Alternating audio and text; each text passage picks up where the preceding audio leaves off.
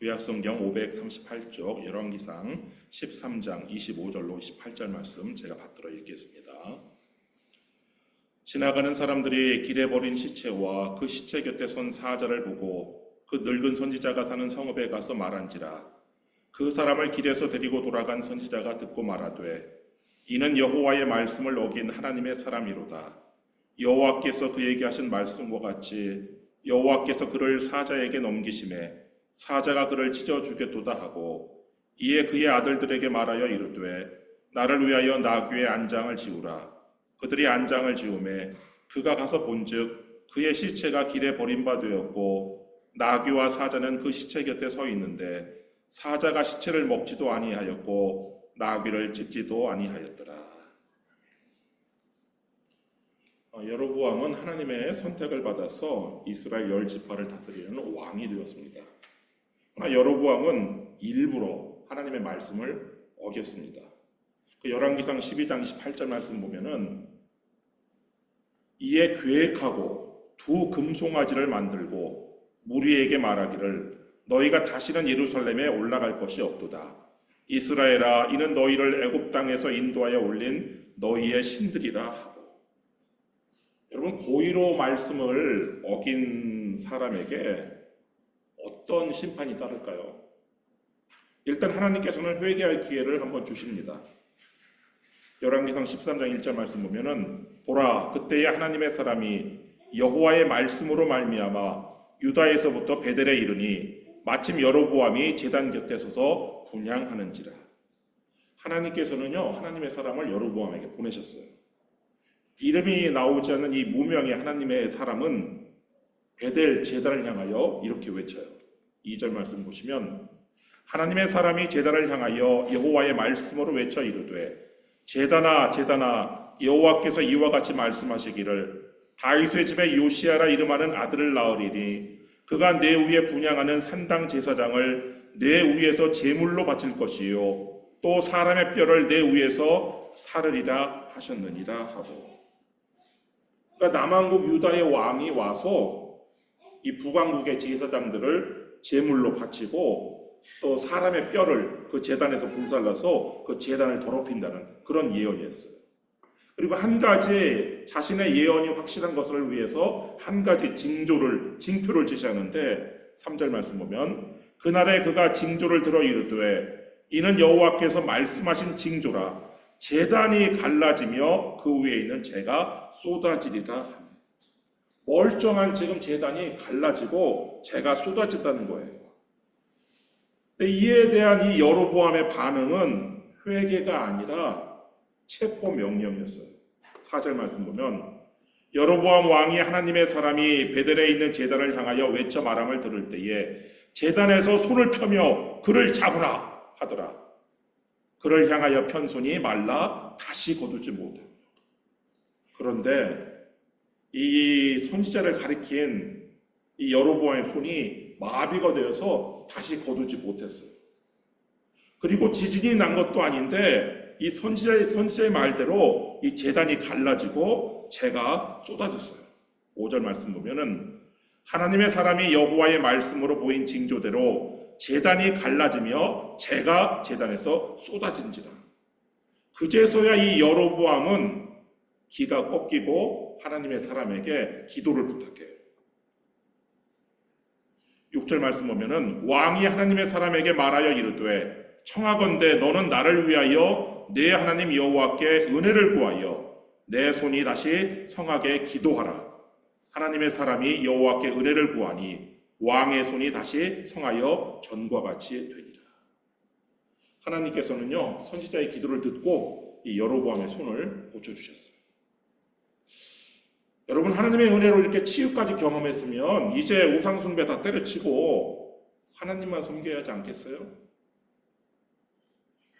근데 여로보암은 이런 은혜를 받았음에도 불구하고 회개하지 않아요. 그 33절 말씀 보시면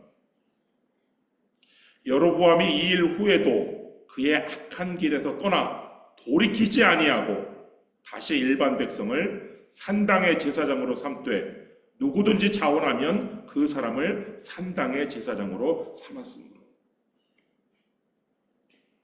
이 여로보암의 이 결과는 바로 사망이었어요.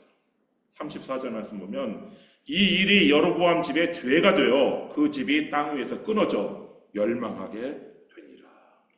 본인만 죽는 것이 아니라 가족까지 전부 다, 이 가족에게까지 전부 다 사망이 임했는데, 그 열왕기상 15장 29절에 더 구체적인 내용이 나와요.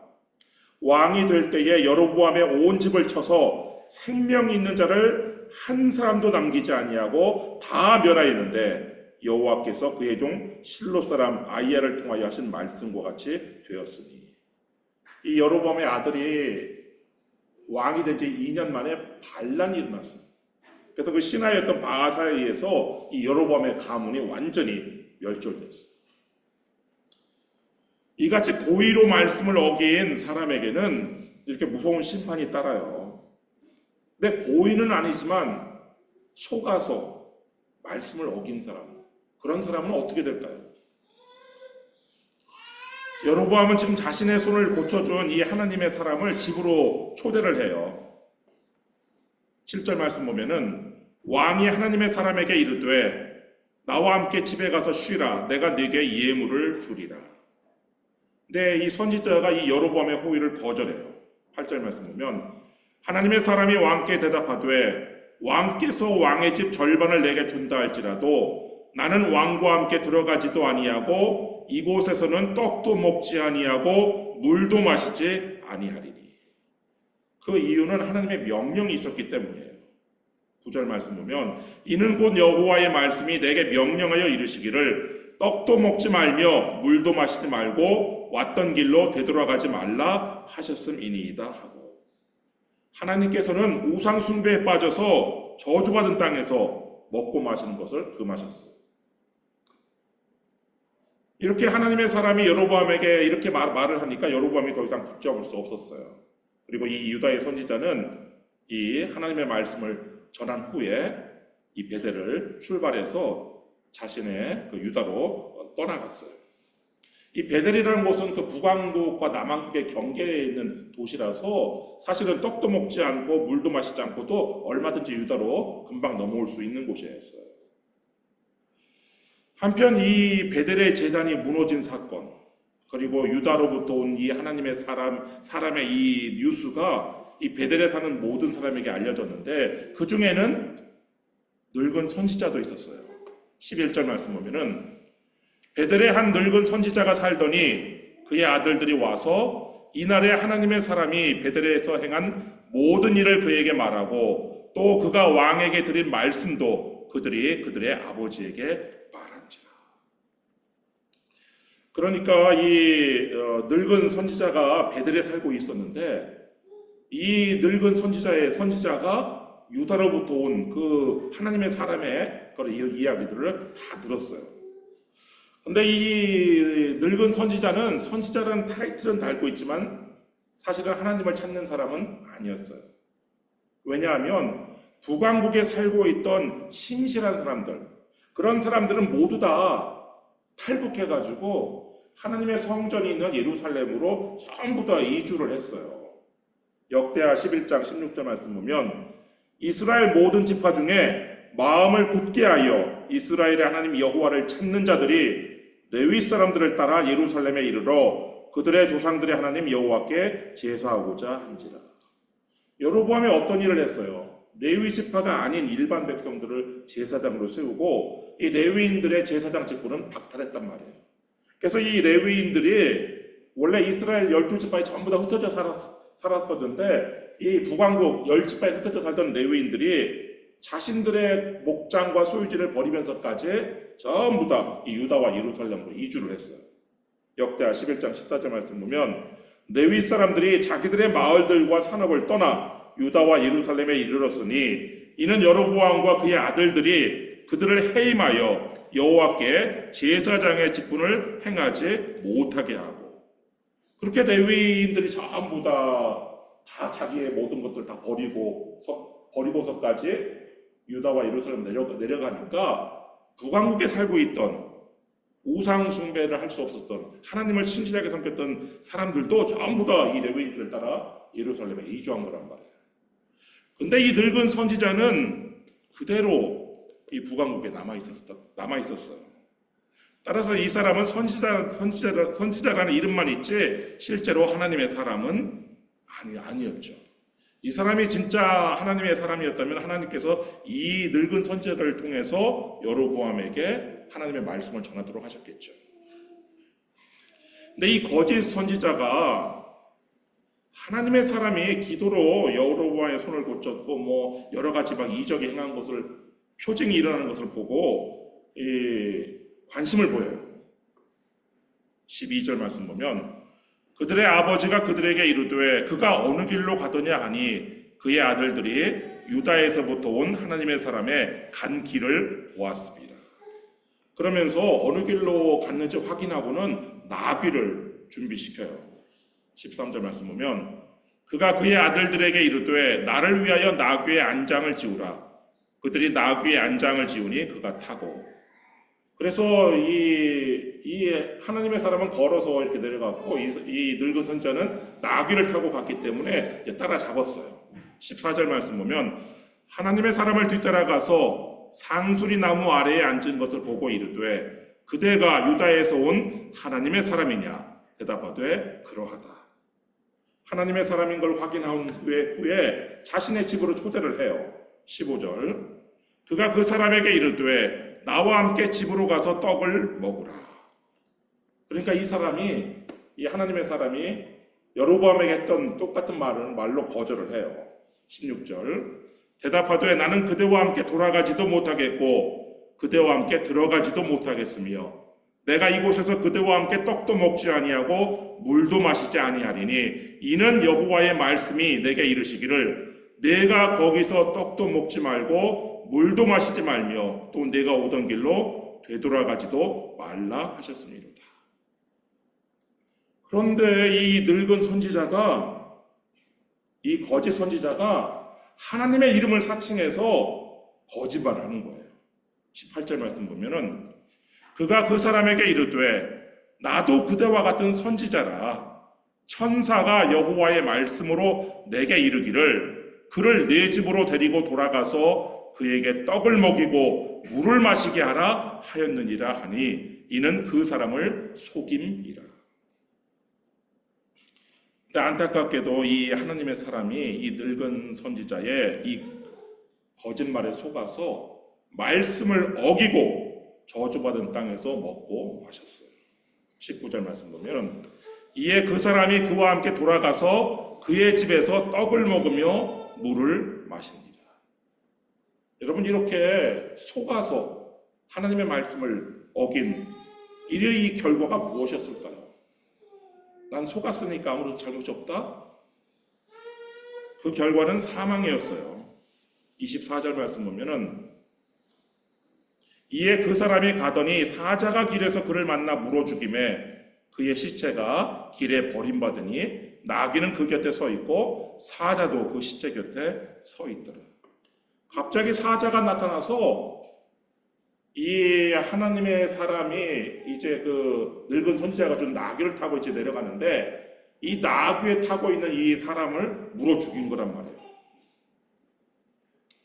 아니 아프리카 초원에 있어야 될 사자가 어떻게 이 이스라엘까지 와가지고 사람을 물어 죽일 수 있을까 이렇게 생각할 수도 있는데 고대에는요 사자가 이 아프리카, 서남아시아, 인도, 심지어 유럽에도 서식하고 있었어요. 그래서 성경에는 사자가 종종 등장하죠. 삼손이 길을 가다가 사자를 만나 싸워 죽인 일은 유명하죠. 이 사자는 이 긴 송곳니로 이 사냥감의 목을 공격해가지고 이 경동맥을 정확하게 끊어갖고 단번에 죽여요. 그러니까 이 유다에서부터 온 이 선지자도 아마 목을 물려서 단번에 즉사했을 것인데 이 사자의 습성 중에 하나가 배가 부르면 사냥하지 않아요. 근데 지금 사자가 사람을 이렇게 죽였다는 것은 지금 배가 고파서 잡아먹기 위해 죽인 것이란 말이에요. 근데 이 사자가 시체를 그대로 먹지 않고 그대로 둔 거란 말이에요. 그리고 사자를 피해서 막 얼른 도망가야 될 나귀도 그냥 그 시체 곁에 그대로 있어요. 이런 특이한 소식이 이제 이 베델에 알려졌고 이 늙은 선지자에게도 귀에 들어갔어요. 25절 말씀 보면 지나가는 사람들이 길에 버린 시체와 그 시체 곁에 선 사자를 보고 그 늙은 선지자가 사는 성읍에 가서 말한지라. 근데 이 이야기를 들은 이 늙은 선지자는 이 하나님의 사람의 죽음이 우연히 발생한 사고가 아니라 하나님의 심판이라고 말을 해요. 26절 말씀 보면 그 사람을 길에서 데리고 돌아간 선지자가 듣고 말하되 이는 여호와의 말씀을 어긴 하나님의 사람이로다. 여호와께서 그에게 하신 말씀과 같이 여호와께서 그를 사자에게 넘기심에 사자가 그를 찢어 죽였도다 하고. 여러분, 이렇게 속아서 말씀을 어긴 하나님의 사람에게도 사망은 임했어요. 물론 일부러 말씀을 어긴 여로보암처럼 온 가족이 멸절을 당하는 그런 끔찍한 사망은 아니었지만 사자에게 물려서 제명대로 살지 못하고 죽는 비명 횡사를 했어요. 그리고 집에 있는 가족에게 돌아가지도 못하고 그냥 객지에서 죽는 객사를 했단 말이에요. 다행히도 사자가 뜯어먹지 않았기 때문에 이 시신은 온전하게 장사될 수 있었는데 29절 말씀 보면 늙은 선지자가 하나님의 사람의 시체를 들어 나귀에 실어가지고 돌아와 자기 성읍으로 들어가서 슬피 울며 장사하되. 그렇지만 온 가족의 애도 속에 가족묘에 장사되지 못했죠. 그리고 가족들도 모른 채 그냥 객지에 장사가 되었는데 30절 말씀 보면 곧 그의 시체를 자기의 묘실에 두고 오호라 내 형제여 하며 그를 위하여 슬피 우니라. 여러분, 속아서 말씀을 어긴 결과도 사망이기 때문에 속지 않는 것이 중요하죠.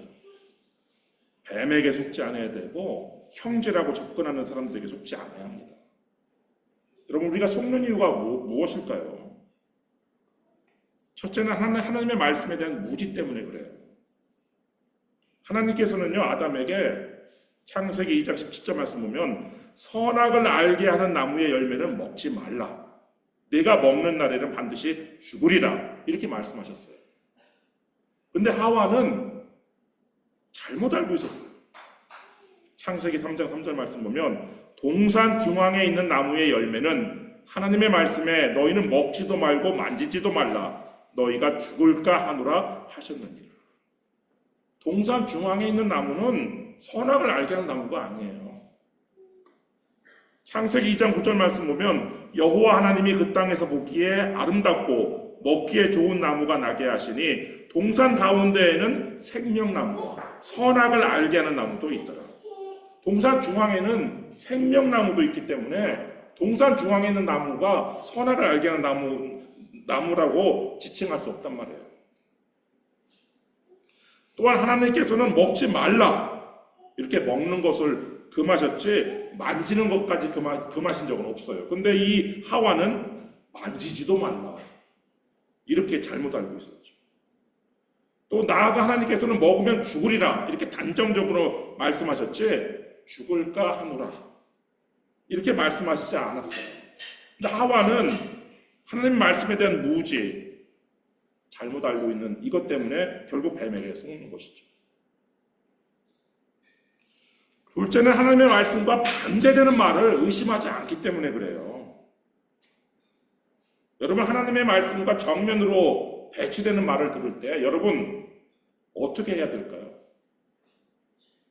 하와는 지금 하나님의 말씀과 정면으로 배치되는 뱀의 말을 들었어요. 뱀이 뭐라고 얘기했냐면 창세기 3장 4절부터 5절 말씀 보면 뱀이 여자에게 이르되 너희가 결코 죽지 아니하리라. 너희가 그것을 먹는 날에는 너희 눈이 밝아져 하나님과 같이 되어 선악을 알 줄 하나님이 아심이니라. 하나님께서는 분명 죽는다라고 말씀하셨는데 이 뱀은 정반대의 말을 하고 있어요. 죽지 않는다. 여러분, 그런 말을 들었을 때 하나님 말씀과 정반대되는 말을 들을 때 어떻게 해야 돼요? 의심을 해야 되는 것이죠. 정말 그것이 그러한가? 근데 하와는 의심하지 않아요. 오히려 그 뱀의 말을 신뢰해요. 그래서 나무를 쳐다봤죠. 창세기 3장 6절 말씀 보면 여자가 그 나무를 본즉 먹은직도 하고 보암직도 하고 지혜롭게 할 만큼 탐스럽기도 한 나무인지라. 여자가 그 열매를 따먹고 자기와 함께 있는 남편에게도 주매 그도 먹은지라. 결국 하나님의 명령을 어기고 선악과를 먹는 거예요. 그리고 이렇게 속아서 하나님의 말씀을 어긴 아담과 하와는 하나님 말씀대로 결국 죽게 되었던 것이죠. 이 유다의 선지자도 하나님의 말씀과 정반대되는 이 늙은 선지자의 말을 듣고 들었을 때 의심하지 않았어요. 분명히 하나님께서는 여기서 떡도 먹지 말고 물도 마시지 말라고 했는데 이 늙은 선지자는 이 하나님의 사람을 데려다가 여기서 떡을 먹이고 물을 마시게 하라. 완전히 하나님의 말씀과 반대되는 말을 지금 하고 있잖아요. 의심을 했었어야죠. 아무리 선지자이고 천사를 들먹이고 여호와 하나님의 말씀, 하나님의 이름을 들먹였어도 말씀과 다르면 의심을 했었어야죠. 근데 의심하지 않아요. 아마 설마 선지자가 거짓말을 하랴 이렇게 생각했는지도 모르죠. 근데 안타깝게도 모든 선지자가 참말을 하는 것은 아니에요. 선지자 중에는 거짓 선지자도 있어요. 요한일서 4장 1절 말씀 보면은 사랑하는 자들아 영을 다 믿지 말고 오직 영들이 하나님께 속하였나 분별하라. 많은 거짓 선지자가 세상에 나왔습니다. 심지어요 거짓 선지자가 참 선지자보다 더 많아요. 그래서 성령을 받았다, 천사가 말하였다 이런 류의 말을 다 믿지 말고 분별을 해야 되는 것이죠.